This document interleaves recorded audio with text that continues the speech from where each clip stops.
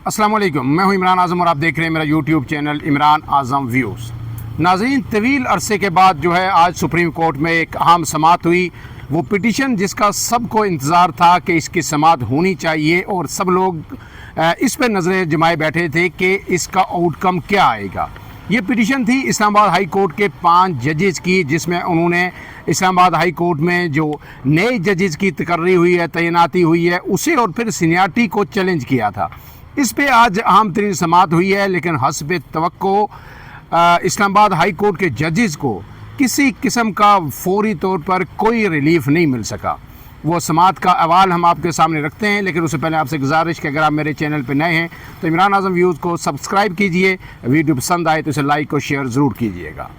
آج کی یہ جو سماعت تھی، یہ جناب جسٹس محمد علی مظہر کی سربراہی میں 5 رکنی آئینی بینچ نے سماعت کی اور اس پٹیشن کو ٹیک اپ کیا، لیکن اس میں جو استدعا کی گئی تھی ان 5 اسلام آباد ہائی کورٹ کے سینئر ترین ججز کی جانب سے، ان کے نام میں آپ کو بتا دیتا ہوں: جسٹس محسن اختر کیانی، جسٹس محمد طارق جنگیری، جسٹس بابر ستار، جسٹس سردار اعجاز اسحاق خان اور جسٹس سمر رفعت امتیاز۔ ان کی جانب سے جو پریئرز کی گئی تھیں، آج وہ یکسر ساری مسترد کر دی۔ ایک کام صرف یہ ہوا کہ جناب جو اسلام آباد ہائی کورٹ میں 3 نئے ججز آئے تھے، انہیں نوٹسز جاری کیے گئے، جوڈیشل کمیشن آف پاکستان کو نوٹسز جاری کیے گئے، اٹارنی جنرل کو نوٹسز جاری کیے گئے، ایڈوکیٹ جنرلز کو نوٹسز جاری کیے گئے، جو ہائی کورٹس کے رجسٹرارز ہیں انہیں نوٹسز جاری کیے گئے۔ اس کے علاوہ حسب توقع جس طرح 26ویں آئینی ترمیم کے بعد پتہ ہے کہ ان عدالتوں سے ریلیف کسی کو نہیں ملنا، چاہے وہ جج ہوں یا کوئی بھی جو ہے قانونی آئینی نقطہ عدلیہ کی آزادی کے حوالے سے کوئی بھی اٹھائے، اس کو امکان نظر نہیں آتا کہ اس کا ریلیف ملے گا۔ یہی آج ہوا۔ اب اس میں جو میں آپ کو احوال بتا دیتا ہوں سماعت کا، جو مختصراً کہ جو ہے سپریم کورٹ نے اسلام آباد ہائی کورٹ کے ججز کے تبادلے اور سینیارٹی سے متعلق درخواستوں پر سماعت کی۔ جسٹس محمد علی مظہر کی سربراہی میں 5 رکنی آئینی بینچ نے اس کی سماعت کی اور اسلام آباد ہائی کورٹ کے 5 ججز کی استدعا کو مسترد کرتے ہوئے کسی بھی قسم کا انہیں ریلیف نہیں دیا گیا۔ یہ 5 ججز کے نام میں نے آپ کو بتا دیے۔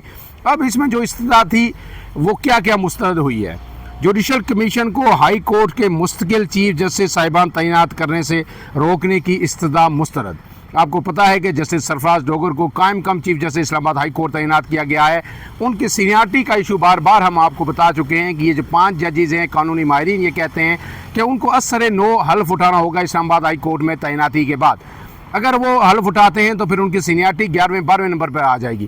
لیکن جو اس وقت جو عدلیہ ہے، جو 26ویں آئینی ترمیم کے بعد کی عدلیہ ہے، وہ بضد ہے کہ نہیں جناب، جو لاہور ہائی کورٹ میں جو ان کا حلف تھا وہی کنٹینیو کرے گا اور اس حساب سے یہ سینئر ترین جج بنتے ہیں اسلام آباد ہائی کورٹ میں بھی۔ لہٰذا جسٹس عامر فاروق کے سپریم کورٹ آف پاکستان میں جانے کے بعد اب یہی سینئر ترین جج ہیں اسلام آباد ہائی کورٹ کے، اور اسی لیے یہی اب چیف جسٹس ہوں گے، جو غالب امکان ہے، کیونکہ جسٹس عامر فاروق جو ہے سپریم کورٹ میں جا چکے ہیں۔ اس سے پہلے سینئر ترین جج جو پیونی جج تھے جسٹس محسن اختر کیانی تھے، اب وہ دوسرے نمبر پہ چلے گئے۔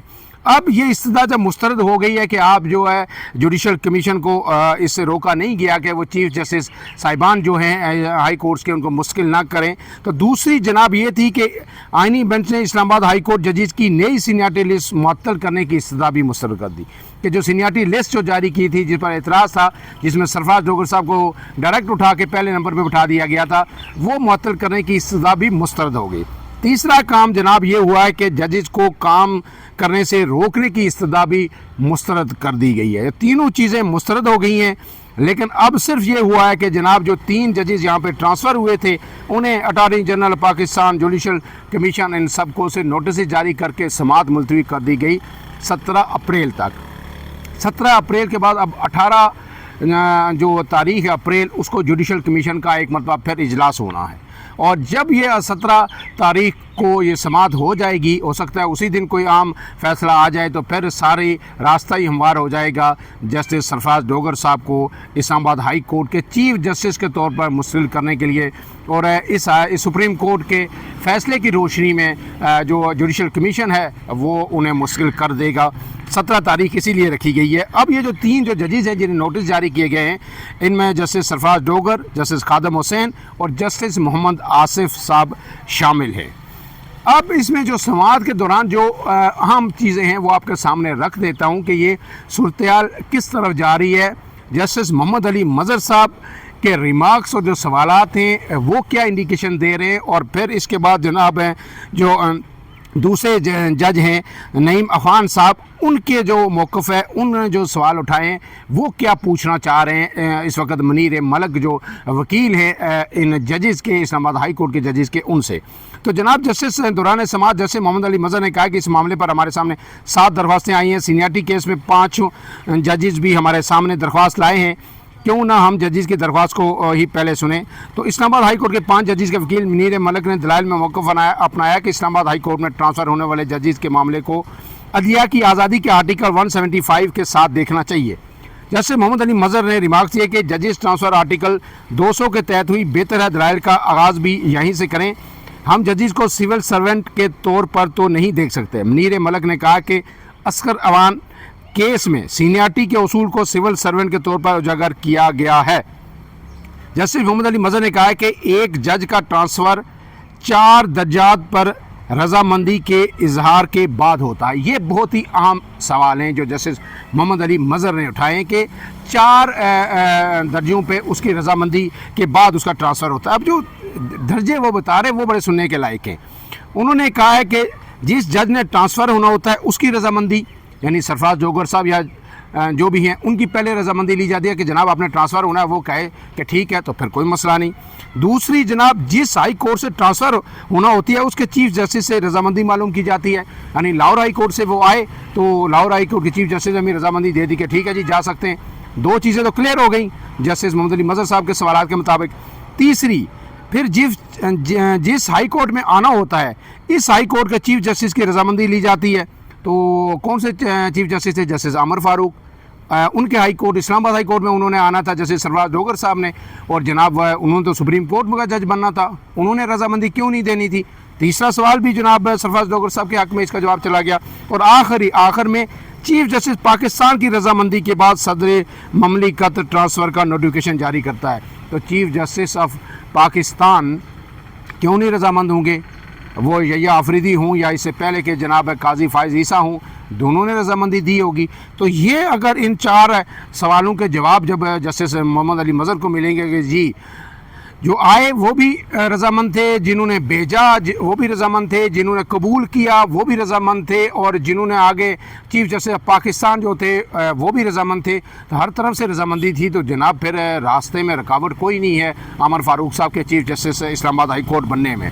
اس کے بعد انہوں نے منیر ملک سے استفسار کیا کہ آپ کو اعتراض ٹرانسفر پر ہے یا سینئرٹی پر؟ منیر ملک نے جواب دیا کہ ہمارا اعتراض دونوں پر ہے.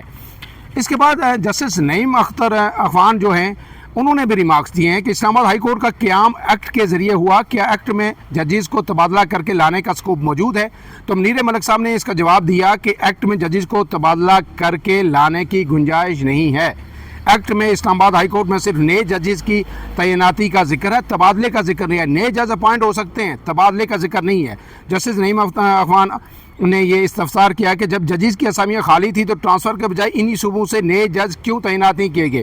کیا حلف میں ذکر ہوتا ہے کہ کون سی ہائی کورٹ کا حلف اٹھا رہے؟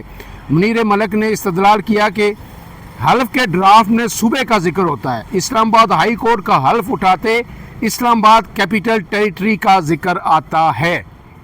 تو یہ جو نعیم اختر نے اب سوال اٹھائے ہیں یہ بڑے اہم ہیں, اور یہ ان 5 ججز کا جو موقف ہے جس پہ وہ پٹیشن لے کے آئے ہیں یہ اس کو تقویت دیتا ہے. تو جو جسٹس محمد علی مظہر ہیں انہوں نے تو بڑے سادہ سے بڑے سمپل سے سوال جن کا جواب شاید انہیں پہلے پتہ تھے, جس طرح بعض طلباء کو جو ہے امتحان میں بیٹھنے سے پہلے جواب رٹوا دیے جاتے ہیں, وہ جواب تو انہیں پہلے پتہ تھے, لیکن جو جسٹس نعیم اختر عفان نے سوال اٹھائے ان کے جواب اب 17 تاریخ کو سامنے آئیں گے, آ گئے, اور ان پر اب جو ہے بحث ہوگی. اس کے بعد جسٹس محمد علی مظہر نے ریمارکس دیے کہ سینئرٹی ہماری اس حلف سے گنی جاتی ہے جو ہم نے بطور عارضی جج لیا ہوتا ہے. دیکھنا یہ ہے کہ اگر دوبارہ حلف ہو بھی تو کیا سینئرٹی سابقہ حلف سے نہیں چلے گی؟ نئے حلف سے سینئرٹی گنی جائے تو تبادلے سے پہلے والی سروس ہی صفر ہو جائے گی. کہ اگر نئے حلف سے سینئرٹی گنی جائے سرفراز جوگر صاحب کی, تو جو پہلے کی سروس اسلام آباد ہائی کورٹ میں وہ لاہور ہائی کورٹ میں جو کر چکے ہیں سروس, کیا وہ صفر ہو جائے گی؟ یہ جناب جسٹس محمد علی مظہر گویا بھرپور وکالت وہ سرفراز ڈوگر صاحب کی اور جو ججز جو آئے ہیں تبدیل ہو کے ان کی وہ کر رہے ہیں۔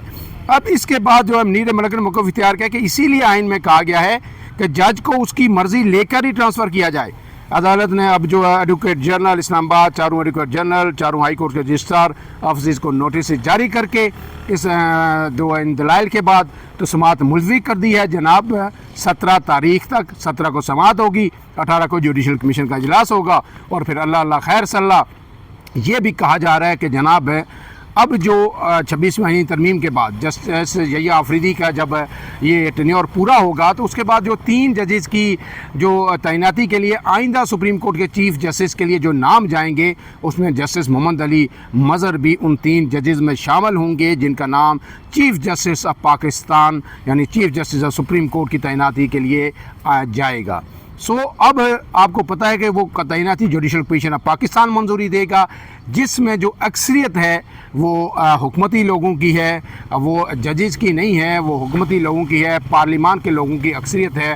تو پھر وہ دیکھیں گے بھائی کہ کون سا جج تھا سپریم کورٹ میں ان 3 میں سے جس نے ہمارے لیے کوئی آسانی پیدا کی، سپریم کورٹ میں کون تھا جس نے ہمارے لیے مشکلات پیدا کی، تو قرۂ فعال اسی کے نام نکلے گا جس نے آسانیاں پیدا کی، جس نے جو ہے سب بہتر کرنے کی کوشش کی۔ تو میرے خیال میں اب جسٹس محمد علی مظہر بھی اسی کی تیاری کر رہے ہیں کہ انہوں نے مستقبل میں جسٹس یحییٰ آفریدی کے بعد چیف جسٹس آف پاکستان بننا ہے۔ اس کے ساتھ جو آخر میں لاہور ہائی کورٹ میں جناح ہاؤس حملے سمیت 9 مئی کے 8 مقدمات کی جو ضمانت کی درخواست ہے بانی پی ٹی آئی کی، اس کی سماعت ہوئی اور اس میں جو ایڈوکیٹ سلمان صفدر پیش ہوئے عمران خان کی جانب سے، اور اس میں عمران خان نے ایک بڑا واضح موقف ایک مرتبہ پھر اپنایا ہے۔ وہ موقف کیا ہے؟ انہوں نے کہا ہے کہ 9 مئی 2023 والے دن اسلام آباد میں نیب کی تحویل میں تھا، میں آزاد نہیں تھا، میں لاہور کے میں اندر موجود نہیں تھا کہ میں لاہور میں جو جناح ہاؤس جو ہے جو کور کمانڈر ہاؤس ہے اس پہ جو حملہ ہوا میں اس کی منصوبہ بندی کرتا یا میں اس میں شریک تھا یا کوئی کسی قسم کی سازش کرتا، میں تو جیل کے اندر بیٹھا ہوا تھا اور نیب کی تحویل میں تھا۔ اور انہوں نے واضح طور پر کہا کہ سیاسی انتقام کے لیے سازش کا الزام لگا کر مقدمات میں نامزد کیا گیا، اور سلمان صفدر نے جو کہا ہے استدعا کی عدالت سے کہ یہ جو 8 مقدمات ہیں لاہور ہائی کورٹ میں زیر سماعت 9 مئی کے حوالے سے، اس میں میرے موکل یعنی عمران خان کی ضمانت منظور کر کے رہائی کا حکم دیا جائے، اور عدالت نے ان درخواستوں پر دلائل کے بعد بھی سماعت 17 اپریل تک ملتوی کر دی گئی ہے۔ اب عمران خان کو تو ریلیف ملتا ہے نہیں ملتا یہ ابھی لمبی بحث ہے، ابھی دیکھنا ہوگا، لیکن جو اہم ترین پٹیشن اسلام آباد ہائی کورٹ کے ججز کی سپریم کورٹ میں تھی جس پہ سب کی نظریں تھیں، امیدیں تو کسی کی نہیں تھی کہ کوئی ریلیف ملے گا، نہ اس سے پہلے جو انہوں نے بار بار خطوط لکھے، صدر پاکستان کو لکھے، chief justice of Pakistan supreme court کو لکھے، ان میں ریلیف نہیں ملا۔ تو اب پٹیشن میں بھی جو جس طرح کے جیسے محمد علی مظہر نے سوالات اٹھا دیے ہیں اور جس طرح کی ان کا آرگومنٹ ہوئے ہیں منیر ملک جو وکیل ہیں ان ججز کے ان کے ساتھ، اس کے بعد تو یہ لگتا ہے کہ اب یہ رسمی کارروائی ہوگی، اور اس کے بعد جو ہے جو ہائی کورٹ میں بھی جو جج لائے گئے ہیں لاہور ہائی کورٹ سے وہی سینئر ترین جج بنا کے انہیں چیف جسٹس اسلام آباد ہائی کورٹ بنا دیا جائے گا۔ تو سپریم کورٹ بھی اللہ خیر صلی اللہ، ہائی کورٹ بھی اللہ خیر صلی اللہ۔ فی الحال کے لیے اتنا ہی۔ عمران اعظم کو دیجیے اجازت، اللہ حافظ۔